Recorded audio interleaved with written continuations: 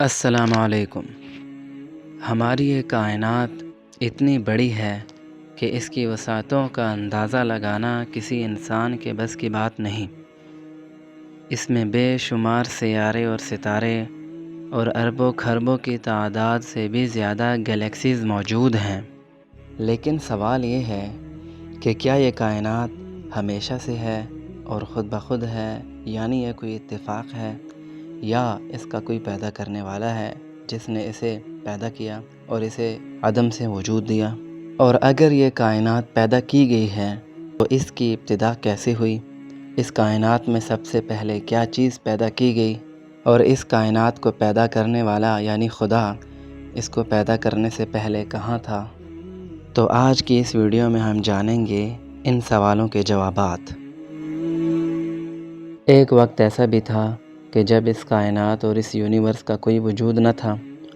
ہماری یہ زمین و آسمان، یہ سورج، چاند، ستارے، زمان و مکان، جنات و فرشتے، حتیٰ کہ عرش اور کرسی بھی نہ تھے۔ صرف ایک ذات موجود تھی جو ہمیشہ سے ہے اور ہمیشہ رہے گی، اور اس ذات نے اپنی قدرت سے ہر چیز کو پیدا کیا اور ہر چیز کو عدم سے وجود بخشا۔ یقیناً وہ اللہ کی ذات ہے جو حی اور قیوم ہے، اور اس کائنات کو اور ہر چیز کا پیدا کرنے والا اور ہر چیز کا خالق اور مالک ہے۔ اور یہ بات لاجیکلی ثابت ہو چکی ہے کہ یہ کائنات نتھنگ یعنی عدم محض سے وجود میں آئی ہے۔ اور قرآن مجید کی بے شمار آیات میں اس بات کا ذکر ملتا ہے کہ اللہ تعالیٰ نے اپنی قدرت سے اس کائنات کو پیدا کیا۔ تو اس بات میں کوئی شک نہیں کہ اس کائنات کو بلکہ ہر چیز کو اللہ تعالیٰ نے اپنی قدرت سے پیدا کیا اور عدم سے وجود دیا۔ اور ایک حدیث میں آتا ہے کہ ایک صحابی نے نبی کریم صلی اللہ علیہ وسلم سے پوچھا کہ اللہ کی ذات مخلوق کو پیدا کرنے سے پہلے کہاں تھی؟ تو آپ صلی اللہ علیہ وسلم نے فرمایا کہ اللہ کی ذات موجود تھی، یعنی صرف اللہ کی ذات تنہا موجود تھی اور کچھ بھی نہ تھا، یعنی صرف اور صرف اللہ تھے اور کچھ بھی نہ تھا۔ اور اس کائنات کی ابتدا کے متعلق بخاری کی حدیث میں آتا ہے کہ یمن کا ایک وفد نبی کریم صلی اللہ علیہ وسلم کی خدمت میں حاضر ہوا اور کہنے لگا کہ ہم آپ کے پاس دین کا علم حاصل کرنے کے لیے آئے ہیں، اور یہ جاننے کے لیے آئے ہیں کہ اس کائنات کی ابتدا کیسے ہوئی اور سب سے پہلے کیا چیز پیدا کی گئی۔ تو آپ نے جواب دیتے ہوئے فرمایا کہ اللہ کی ذات ہمیشہ سے موجود تھی، اس کے سوا کچھ بھی نہ تھا۔ اور پھر فرمایا کہ اللہ تعالیٰ نے پانی اور عرش کو پیدا کیا، اور اللہ کا عرش پانی پر تھا اور اللہ کی ذات اور سلطنت اس عرش پر تھی۔ اور اسی طرح ایک اور حدیث میں آتا ہے کہ نبی کریم صلی اللہ علیہ وسلم سے پوچھا گیا کہ اللہ کی ذات مخلوق کو پیدا کرنے سے پہلے کہاں تھی؟ تو آپ نے فرمایا صرف اللہ تعالیٰ موجود تھے اور کچھ بھی نہ تھا، پھر اللہ نے اپنے عرش کو پانی پر پیدا کیا۔ اور قرآن مجید میں سورہ ہود میں آتا ہے کہ اللہ ہی وہ ذات ہے جس نے آسمان و زمین اور جو کچھ ان میں ہے سب کو 6 دن میں پیدا کیا، اور اس کا عرش پانی پر تھا۔ تو اس آیت سے یہ بات معلوم ہوتی ہے کہ آسمان و زمین کو پیدا کرنے سے پہلے ہی اللہ تعالیٰ کا عرش اور پانی موجود تھے، اور پھر اللہ نے قلم اور لوح محفوظ کو پیدا کیا اور قلم کو حکم دیا کہ قیامت تک ہونے والی ہر چیز لکھ دے، تو قلم نے قیامت تک ہونے والی ہر چیز لوح محفوظ میں لکھ دی۔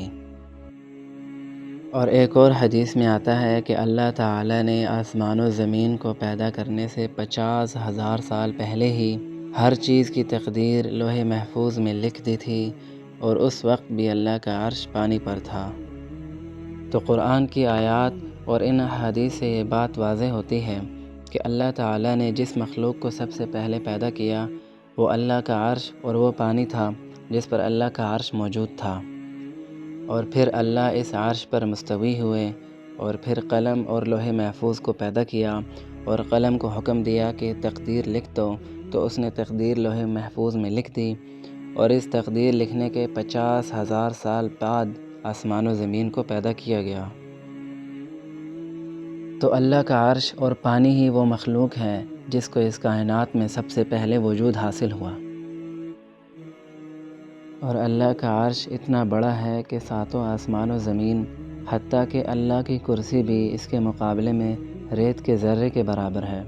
حدیث میں آتا ہے کہ نبی کریم صلی اللہ علیہ وسلم نے فرمایا کہ اللہ کی کرسی کے مقابلے میں ساتوں آسمان و زمین کی حیثیت ایسے ہے کہ جیسے ایک بہت بڑے صحرا میں ایک انگوٹھی پڑی ہو۔ اور پھر فرمایا کہ ساتوں آسمان و زمین اور اللہ کی کرسی کی حیثیت اللہ کے عرش کے مقابلے میں ایسی ہے جیسا کہ ایک بہت بڑے صحرا میں ایک چھوٹی سی انگوٹھی پڑی ہوئی ہو۔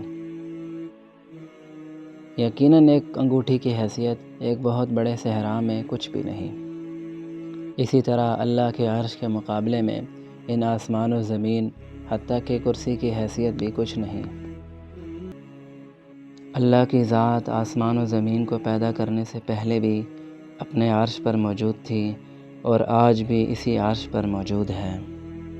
اللہ کا عرش ساتوں آسمان اور کرسی سے بھی اوپر موجود ہے اور اللہ کی ذات عرش پر موجود ہے، لیکن پھر بھی حدیث میں آتا ہے کہ اللہ پر مخلوق کی کوئی بھی چیز چھپی ڈھکی نہیں ہے۔